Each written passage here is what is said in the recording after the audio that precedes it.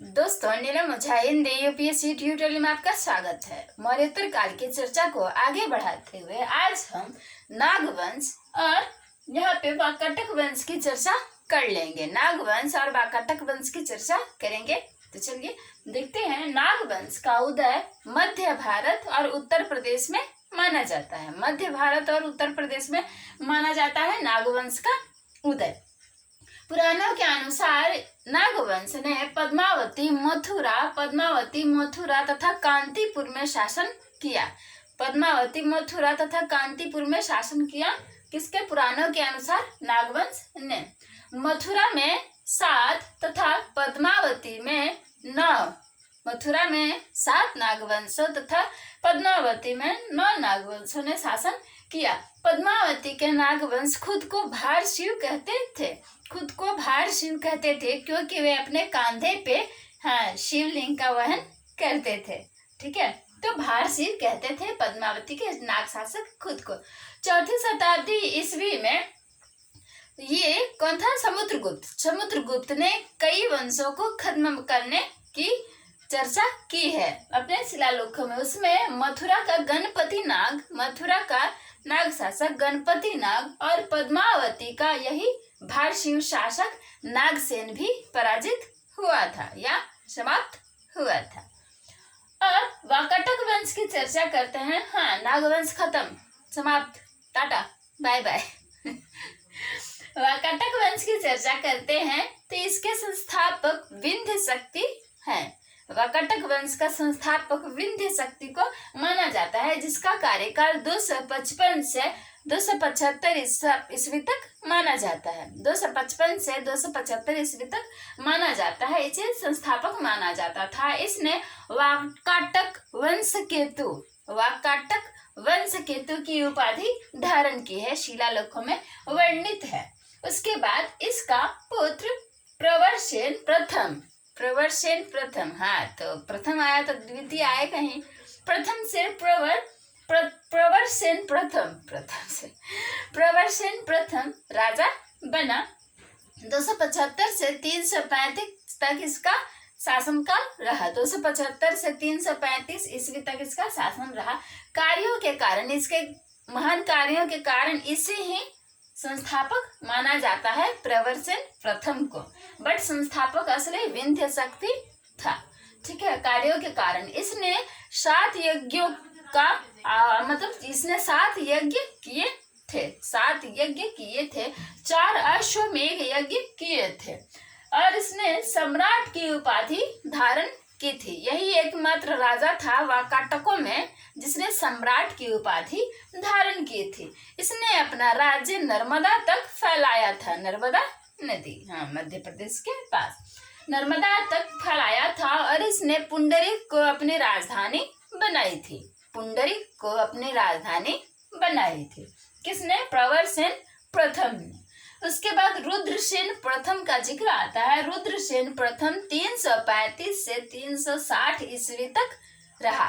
335 से 360 ईस्वी तक रहा। इसका पुत्र यानी प्रवरसेन प्रथम का पुत्र गौतमी पुत्र था। वो वाला गौतमी पुत्र नहीं, गौतमी पुत्र सातकर्णी नहीं। कंफ्यूज थोड़े बड़े, मतलब ये केवल गौतमी पुत्र है। तो उसकी मृत्यु हो गई थी, तो इसका पोता था। ठीक है, इसका पोता था, तो यही राजा बना। प्रवरसेन का पौत्र था यह। कौन? रुद्रसेन प्रथम। प्रवरसेन का पौत्र था रुद्रसेन प्रथम, वो राजा बना और पुंडरीक से इसने अपना राजकाज चलाया। समुद्रगुप्त के विरुद्ध इसने 8 अन्य राजाओं के साथ मिलकर अभियान चलाया और उससे युद्ध किया। बट यह पराजित हुआ। रुद्रसेन प्रथम पराजित हुआ और मध्य प्रदेश के कई प्रदेशों से उसे हाथ धोना पड़ा। समुद्रगुप्त जीतेगा तो वो तो छीन ही लेगा। ठीक है, उसके बाद पृथ्वीसेन प्रथम 360 से 385 ईस्वी तक राज्य किया। पृथ्वीसेन प्रथम, तो फिर द्वितीय आएगा। 360 से 385 ईस्वी तक शासन किया। यह पुत्र था रुद्रसेन का। और कुंतल प्रदेश को विजिट किया, यानी दक्षिणी महाराष्ट्र। कुंतल प्रदेश को इसने विजित किया।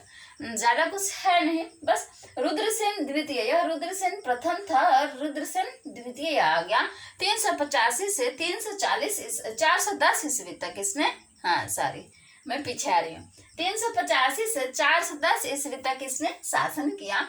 प्रभावती गुप्त से विवाह हुआ। कौन थी प्रभावती गुप्त?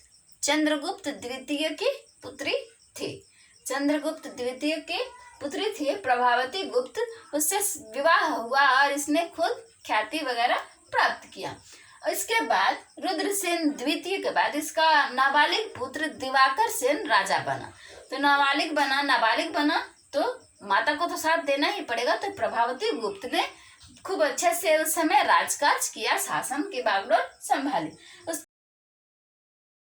दिवाकर सेन के बाद यानी रुद्रसेन के नाबालिग पुत्र प्रथम पुत्र दिवाकर सेन के बाद प्रवर सेन, इसका असली नाम दामोदर सेन था। इसने बागडोर संभाली।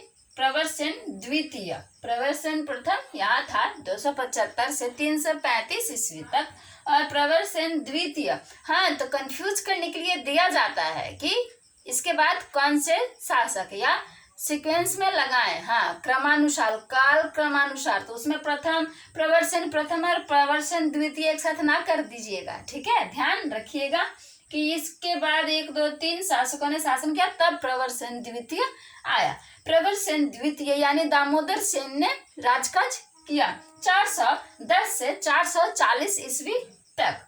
यह पुत्र था किसका? रुद्रसेन द्वितीय का। रुद्रसेन द्वितीय का पुत्र था और इसने उपाधि ली क्या? प्रवर सेन द्वितीय।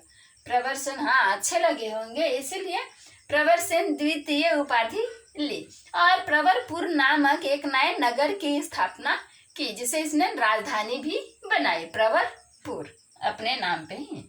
उसके बाद नरेंद्र सेन आए हैं। नरेंद्र सेन 440 से 460 ईस्वी तक, 440 से 460 ईस्वी तक। इसका भी कोई ज्यादा जिक्र नहीं है। उत्तर पूर्व प्रदेशों को इसने अपना राज्य किया, उत्तर पूर्व प्रदेशों में।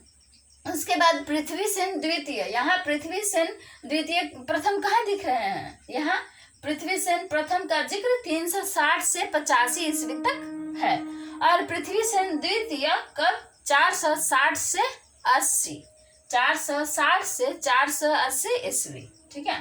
तो इनके पृथ्वी सेन प्रथम के बाद 1 2 3 राजाओं ने फिर से शासन किया है, तब पृथ्वी सेन द्वितीय का नाम आया है। एक अभिलेख में जिक्र मिलता है कि इसे खोए हुए वंश का भाग्य जगाने वाला कहा गया है। खोए हुए वंश का भाग्य बनाने या जगाने वाला। इसने पद्मपुर को अपनी राजधानी बनाई और नल शासकों तथा खुद अपने शासकों के साथ भी इसे, अपने वंशजों के साथ भी इसे युद्ध करना पड़ा। नल शासकों से यह विजित हुआ, लेकिन वत्स गुल्म इसी के एक शाखा, इसी वंश के, वाकाटक वंश के ही एक शाखा विद्रोही, इसी वंशज ने विद्रोह कर दिया था और इससे युद्ध किया। वत्स गुल्म के एक शाखा से राजा हरिसेन, हाँ चंद्र नहीं, हरिश्चंद्र नहीं, हरिसेन से यह पराजित हो गया 480 ईस्वी में। 480 ईस्वी में हरिसेन से पराजित होगा, वाकाटक वंश की ही दूसरी शाखा, ठीक है, वत्स गुल्म से। और 480 ईस्वी में इस वाकाटक वंश के मुख्य शाखा का अंत हो गया। 480 ईस्वी के बाद यह वत्स गुल्म शाखा ने कुछ वर्षों तक उसका जिक्र नहीं है, कुछ वर्षों तक शासन किया।